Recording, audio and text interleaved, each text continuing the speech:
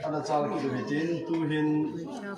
EMPYF Eastern Manipur Presbytery Youth Fellowship hanglai te partner te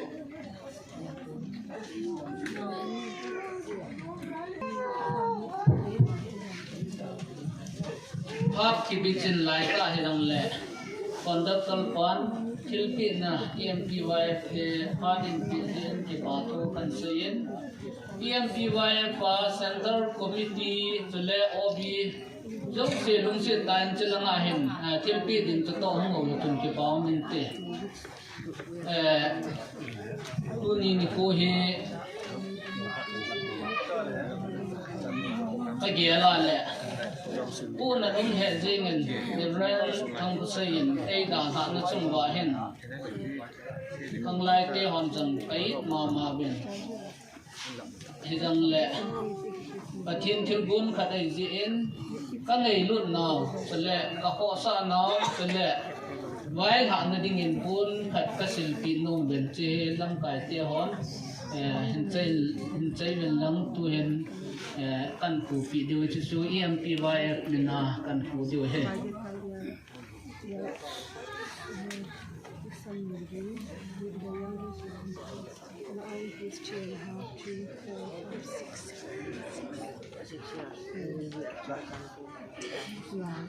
head sa na velen anay kilometer MNO 1AS9149 Briza akang akitol lo na ko in lung se tein vel po lung talawin ani ki sei son biutin si hit noi lang ako na sa tein hi subui tai ti hi avelen head sa na ken ni omen MNO 1AS9149 Briza akang si anay te hoi lung se ta inakitol lo ti hi tim na kai ni no me abana holim na phat pu thang phujang bi phai cham ho sapu riven tham se kilai cheng phulaga jong cheng a hi bin bi phai cham ho sapu phat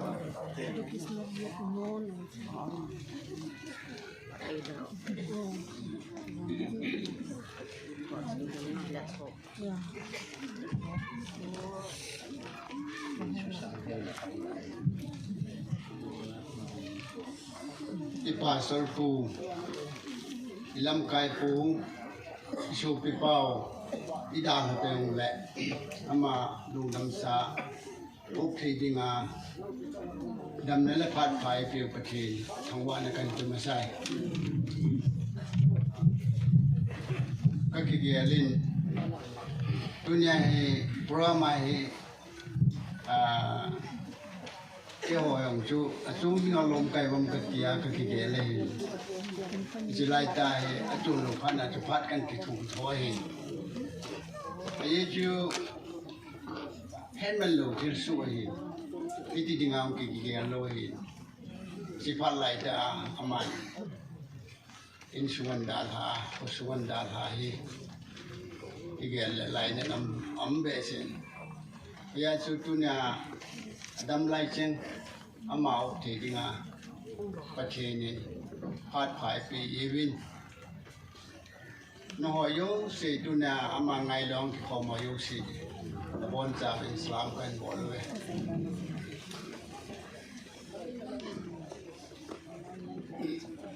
được ren thằng sĩ cái đi ngà cái nào pa yang mai lang khana hậu sự tế yang anh hi hậu sự vay của na yang độ là số na này cái này khát anh hi cho nên giá lại yang chun ông baby hin Susan pura mi phải yêu sĩ thì lần anh họ năm yêu sĩ các mù khá lâu rồi tám tạ in đàn luôn rồi là cái lết lưu yên rồi cái này cái là chú ông bà cái dạng học phụ và bia bị phải cho mà hi cái quy định kỳ cái này cái là anh này cái ama cầm chân ngạc quần à cái cụ pi na nên bồi dưỡng để ti lệ lần khác là chú cái ông mình kanau pa hina kasupi hina pasar khat hina ingki bopji kangai lumaman alongi babui ding he kati te no me ai wang sini ka som du yu win in sung me kenan se pa no asu uteng pok yong ikho hin bi pa je no ikho hin oi ki bu yong la ko oi ilungdam na thei gi muna ji ui di we ai in ken ke ge pen chu ke wa ma ang koi do wa anh ku te ko na nu ta la lo dio alung thi mon lo dio ka ge la ka puna ma man ke yong ka se ke le ya ni chun ilanga ko dinga ang tha phat chun i lo dham ge ta ka ge lin ke hin ilanga yong no dio ilanga yong ki se mo ta mun khat pen pen ni su la ma ki ne de lang chu oh thun loi je la phai ti ku kan ge ti ne ya chu ambulance ki ku win ambulance a chun akan be na mai chun ki kan be helang hin ku ngi ma sing pe chu arrange na bol na aman chu di phai cha min ki pinante khu ki pu na di ya chu apum ki tu ki ye hin house ki boltan te ta hi kan ge le helanga sing pe apet pe ni mu ha sai ko ki phan wa chu ka ge ki jong le au sapa ya inau te ya pasar khat ya ki lok lo ma bolin chu in so ne chu ka gel te ki te sing pe chwa yong he a thor chi ho ni we ko ne ama sa chi wa ya na tho tho we hin unung ta we ne tin Olong cuma noyo te, di program munya boy sapo te kan neki, kan negero ju. Aki bol kile boy si kumi tu video ti kin ang kita to le, baron ang kita do na ne. Kagelle no mo kesa. Tunin amahi emba kangapa na ju mo puna anala anapang kung mi khatri adin jong ken kan he na hi vi phai cha ma hu ma ayu bi tip sige tian tua building office building alui pa ko ama ta sa ta mistio to thua asa ai ba chan ta hi ai le ai chia mun jong ku cái đi ngang cầu lối hồ, salam potong langa cheng hồ kan, in mun lâu per khăn này, ai chú ý cái xây ta đi ngay tiền, ijan biam khăn in, lộc ta proyek agak gaji honin, amun ko, lak thung da sang so ma dingin, am kizai tua, building ko, ama alesi ho, amun ho ko, ama tom pen le yara kimu hi. Amai hai mi thelo mi ta ai tunin jong ama kona pathin lam ki mu be ama na go ni nu mi pa ya nu khani ti pan ni ti so chang bi ngai ka ge la khai le klai net bi ke e chun tu ni hin se ba ba chun bi phai cha ma wi ni ngai ain ko an kli kehin atam jo hin in sam la kun kala la len ka ka chi ya ka tu bi ko ma ka ke ho din bi ama hi ain sam ka we ni chun leo cái hi có một số hi cái mà có số hi cái số hi thì gọi tại anh tin lung lúc bọn thêm cái dòng cho xí, ama tin qua tụ đi anh kim mua ham tin dòng cho cái có một số mong cái làm sai là khi lên thì cái anh lung khi mà này cái gì cái thì chun cái này số xí cái này cái có số hi loại tại thì các cái hồ din thôi này tuần dòng dan la lại nên ông ta chú in làm ta lâu chắc sang yêu ta lâu làm phải cái nào cũng แต่ว่าก็หมู่ชุกเวทแหละก็ไล่นำมามันดูนี่จังมันนี่ผู้สนับลำกายหัวเห็นลัง EMP ลำกายหัวเห็นลังเอาชาวก็หัวอยู่แล้วตัวมาด่าหาซาเตียงคูดูนี่ก็สอนรู้นั่นที่ยงเทรู้ด้วยว่าคิวไม่เห็นไปชี้เขาอีหลงไว้อีถานุ่มจะป้องหัวพินตาอาจารย์ที่นี่ถึงไอ้บอลที่ความดีอ๋อเฮ้ไม่ยอมเสียนี่ลุงคิดว่าไอ้บอลที่เขาทำไมกินถูกวิดีโอชุกันติดนุ่มไม่เห็นก็เกี่ยแหละมีไฟจังพอวินกดห้องฟ้าไอ้มีดังเตือนที่บางคนไอ้เจ้าทีน่าไอ้เชยแผ่นน้าอย่างไอ้เด็กคนอาบอลน่ะตัวนั่นละมาเฮอตุนสูตรกาอรอสูตรกาบอลเมียนเฮเยซุนบุรินสะอันเขียนสวัสดิ์ปานห้องก็เกี่ยละกันเลยตุนีหินเฮียนอิสราเอลยังแบบประเทศนี้หินคุยสิ่งที่ยาเห็นที่บางไอ้นี่ทุนนายนี่เอหอยหินคุยประเทศนายหินกิจดีดีลาจีดิมอีโบเยซุนเป็น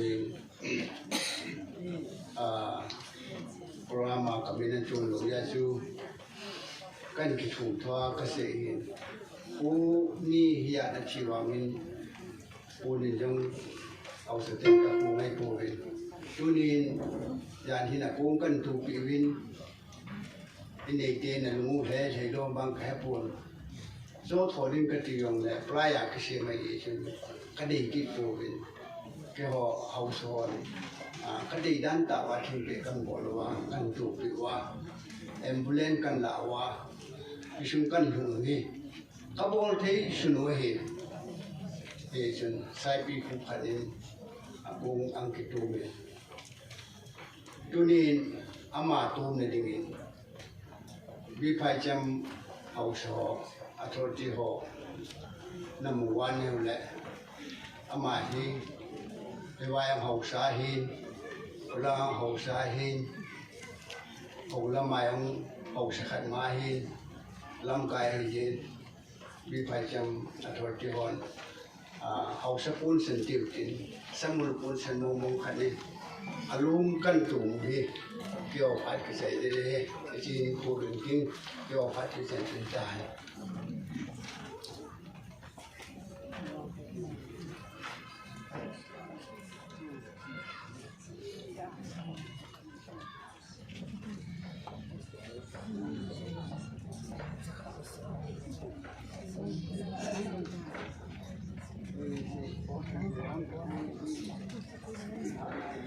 บอลนั้นจะกินด้วยจินตัวเห็น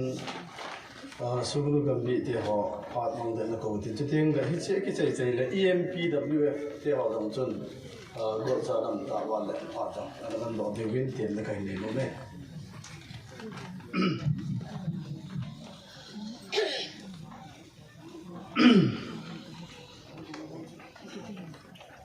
พันสเปนิน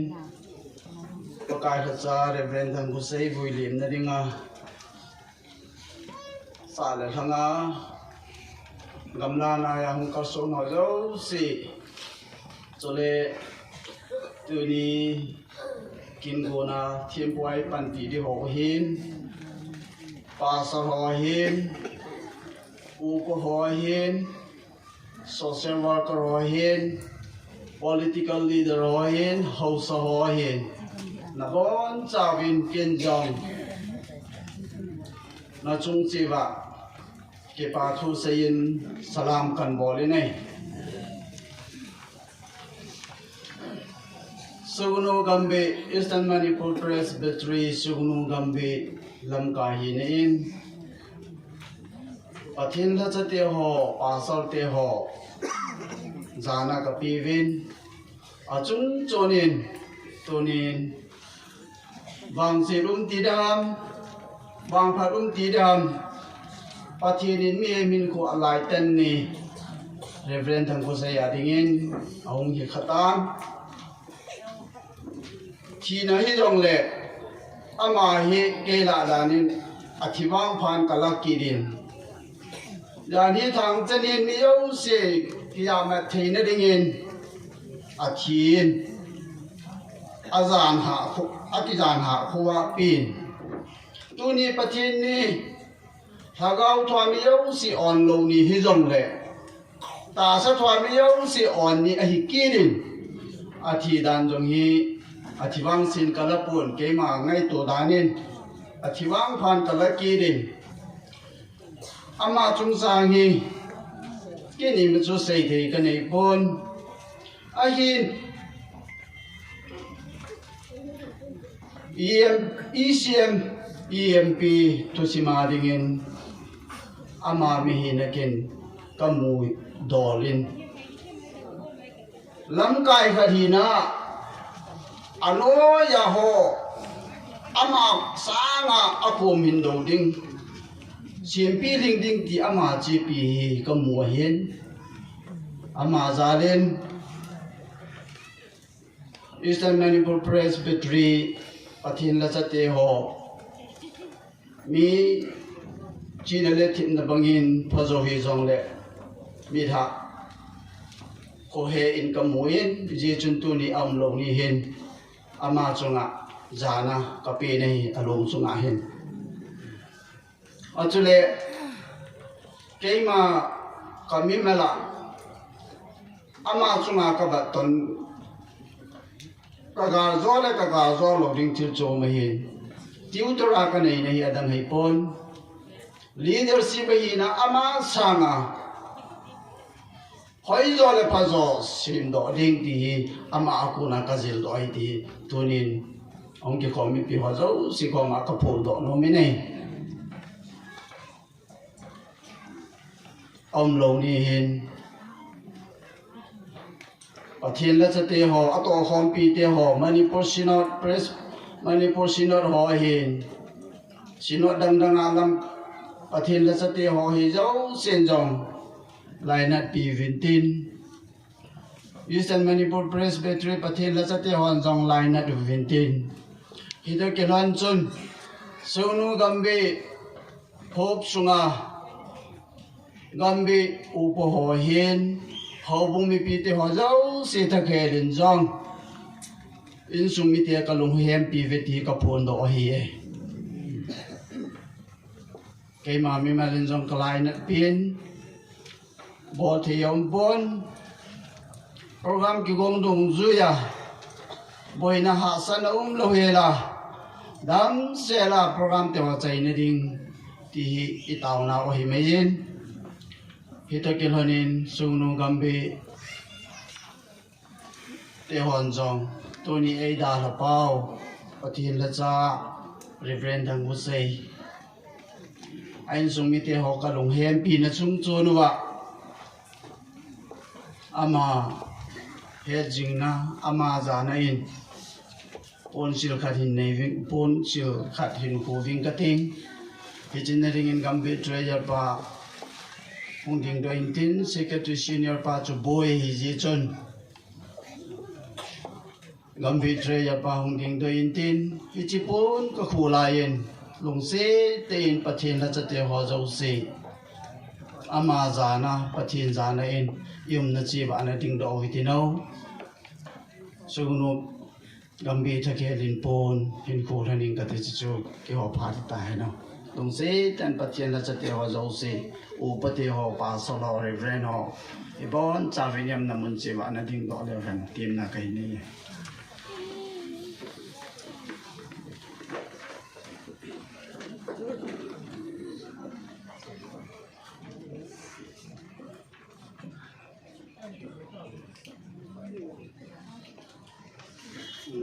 tao sẽ tao te cái phát xuất sản tan te và nó phát mang đến in làm lại chính phê Presbyterian Church tâm họ phát thì tiếng này chỉ có hiện PWFT rồi cái này cái bộ trái vào đấy bạn đấy cái bộ cái phát làm lại chính phê phát để đầu tiên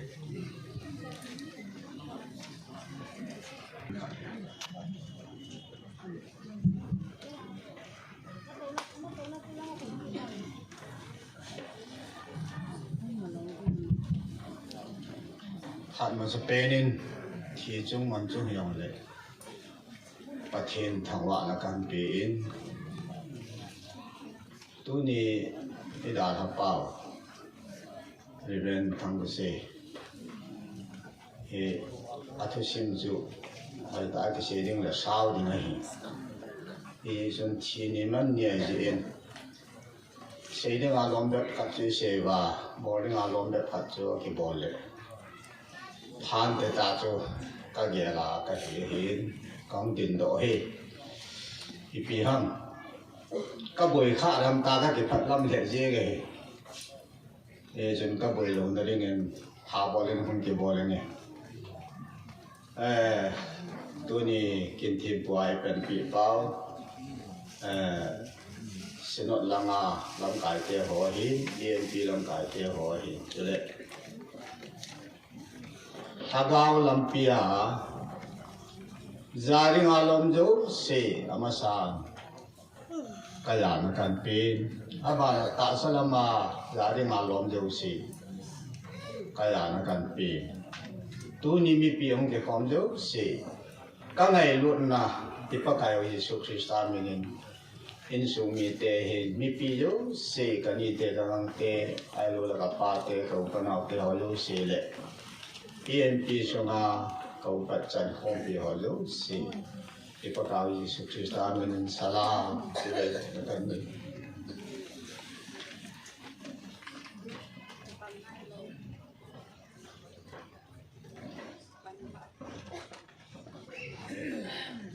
ai chỉ có kỳ sản ở các điểm cộng đồng rồi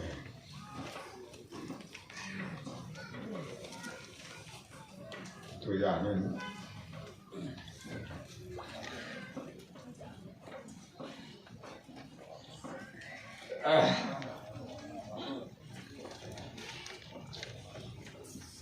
bà sĩ cây cọ la nên mà làm heo thì có phu yang thì phu tên là bà sao phu ở phu ta thì phu bà sĩ cái thì không chịu một nàyเลยtôi nhà đã ngồi sẽ là này nha và con này anh đi mà mẹ thì ngủ thế à phải ta cả lúc mua bia à đâm mỏ rồi mà kể được tôi là nào chúng ta chịu phân cái mà mong người ta đi to thế là tôi là nó cần đỡ thế cần đỡ lệ một tên cổ kia để đây là thì phá nổ chưa làm lại chính phê hồ bông làm cái tiền chú có cái hồ ipi hăng mà chúng ta lại bỏ đi vào lòng hồ bỏ lên chân của ba đi ra ngã bể cái cái gì đi làm lại như chúng mình tâm pi hai em tiền cái tiền như số là nó hồ đấy là lùng kim nó họ số lùng kim tây để xuống đất tây để EMP cái phù rồi na làm lại chứng cái gì và khi mình cái một cái tiếng gì không biết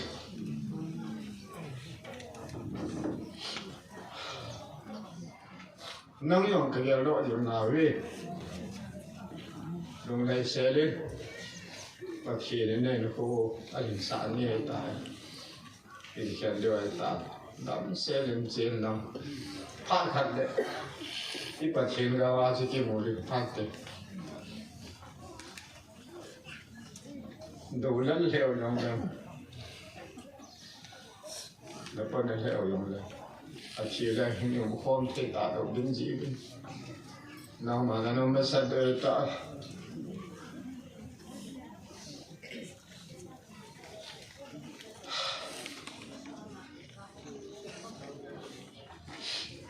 đi xuống lên tới làm nào chứng khí chứ EMP đi na và thiên lên âm này tổ hôm nào đừng dính âm chừng cái nào đi thì rồi tôi nào là luôn chung nào các xe đó cần còn đội cái chung hoa là lùi hay lùi nữa mà vậy phát triển mình đi ngài đam biến nó kia họ làm cần ngài đam biến đam xe lên chúng ta sẽ cho tôi nhỉ làm lại chừng phía hộ cung sẽ mình ta phải nên phụ phụ khai ta không có bên lắm bà sao phụ đi phụ độ thế thì chú cần có he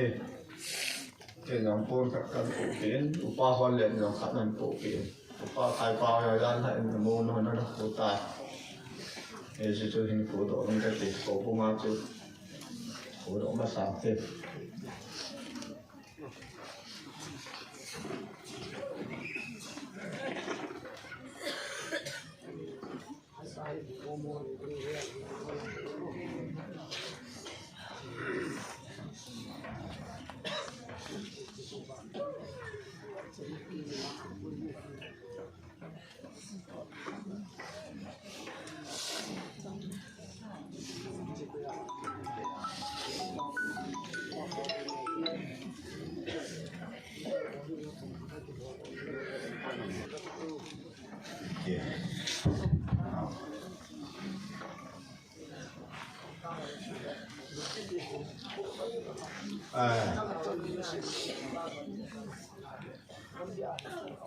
cái họ phạt cho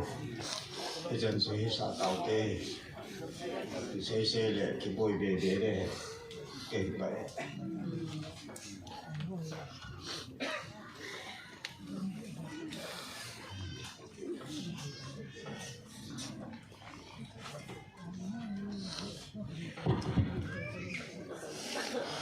Baru ina ngau in tu hin som bakat minute som dile som mana ni ho ngai kai abana hi phat ina ho loi in phat in thum thumi nei min amo hi phat in mi thu ning ki na de hi baru hi ina da de hi na lo the le lo ti bol ding of ti le phat da ina da ti hi se do min tin EMPWF in part of the kilo in tin. I can say young people college teaching law hall in tin. Just the other pin to part in to more church about it in tin EMPWF part. Okay. Para kinoze asu mata ako hundin ehin ama sapenin tun in gel phalo be atla reverend pu in ehin ta ha no chung ba hin EMP WFT in song kaponama mawin ahit song le mihim gon ahilo pathenin hilni khoso se tips ta ko yahin si achong thung ahin EMP WF ahin tu letu ahi ke chu secretary ka hi in chairperson nu in phat hin lo in tia e hin an si in ke atom at hu pande he ti ja ka hung din ahi in EMP WF te phat ka man masangin abiar bela din chu phat ka hom tho ja chu kan kop tha jing ding ahi in tu letu ahi ke ho EMP WF sunu gambi adinga he chairperson ka hi in tu ni reverend pun ai da tha naw wa hin gambi nu te tha leng zong kalung hempi naw ka hin phomavin chule phat ke nol he zong reverend pu hi ki ho sunu gambi nu te ading in so mil the hi po in ama sunu gambe pastor ahung hi sunga hi sunu gambe no te hi kahung ti form to ama in sim to hi in first binary conference hinge na kana man na wa chun aman atake ta in so ki chanu ba speaker zong inala api ovin chule ki ho zong hin sim to ovin lam kai ho zong hi tia chaman a hin fit in pel thailo thi na ei run khum ta ze ovin ima ka bol thei po vin hi ze chun sunu gambe no ten zong ka ngai lo naw vek sa na in pon khat sai pi khana tom ding ka ti oven ti chu vice chairperson no to secretary no in hen ko pele amintin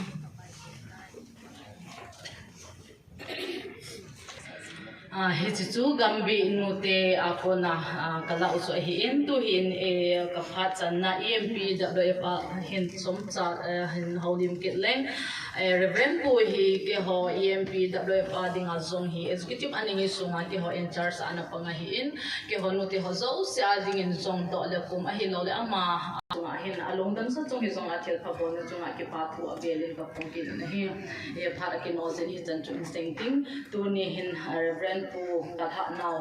le ka ngai do now bet sa na hi e chairperson no le finance no in pon kha hin join tin e chikam BWF sunga committee member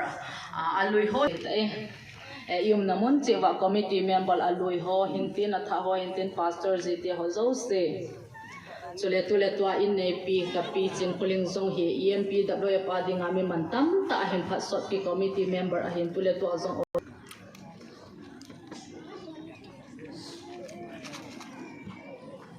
ngay luôn ta Reverend thằng say than anh nung pena ding do tia kom jin phan san pa pathin thang bana kain pe nei ang ki khom Reverend pastor upa chule alam lama mo po na ni lam kai ho chule uncle sumiti ho zo si ka ngai lu no le ka jana town church of women salam khain bo chule boina tampi zong le ngai lu Reverend purai dala naw chunga bol thei dang ima ki nei poitin hasla yong la tin ho bung mi ho akal son thei chan kaungwin alung no kha alung masa kaungwin he jong le ami sing chu ye chin te jong le gari thung le lilang chu kaung ve ti ye hin ye chun ngai lu na thu tam pi sei jong le han i sei ho zo se hi ngai lu na hi che tin lau tin chun tam pi sei te talawin reverend pu hi chan ya tabang ham ti he chi win ye chun more town church so bumi te hon jong ka ngai lu naw hi tabang hi he ti hi ka pi win a tho gim naw a ka naw hilun na ho zo se ke hon jong ka tho pi ve yong chu ka sei do no man ye chun reverend pu chungain bol thei dang ima ke nei ta pun ye chun bol thei sun chu ngai lu naw i vet sa naw i holim thei sun ho ai lo le pun khu thei sun ho hi ai tan ye chun ke hon jong ka bol thei sun more ho bu minin pun kha in khowing e ti hi a hin ye chun upa thin lal in pun san tin ke nin su kan pu hal la ho bung more town church mi te hon ka ngai lu naw zala kong kal so naw ka pha nu chu san chu ta hen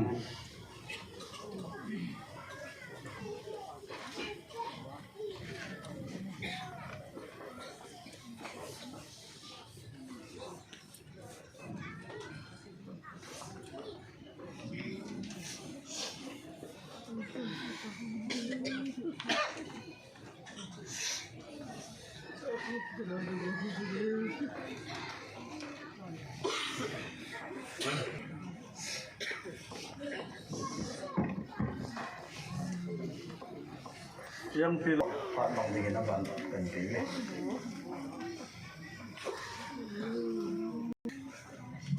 Tini man ule dai hot is bui po vin a phacha ti ti tan tin mun kong ton thei ven tunia hin ki hon song kaloi no hi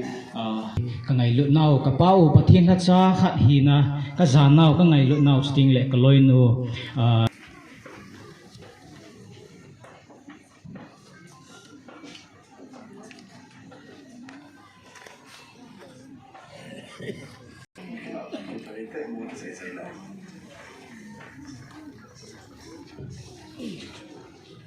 of a classmate take over. Kaya song si kapau sasanga di kaloi pa mai ta in ai dal hat sung bahin kaya song mun chung chung pa na mi song le kaza ma sun kalung hiam pi ma ma sing win bo bi take nei po win song le ka hung khom wa lung hiam te lung hiam khom pi ding na ka hung hi ka bol the sun hi in ting le ngày lúc nào ra là các bộ đề số không cái thu khô mà bill khát lệ buôn khát khai chơi với hiện các principal bao bên sông alung hen bên thu ai in thật đồ bên buôn khát hiện thật đồ bên chú các loại tiền nhiều mình tin abon nên bị độ này này về chú cái hồ phát sản xuất tăng tiền cái sung nghiệp là bị thay đổi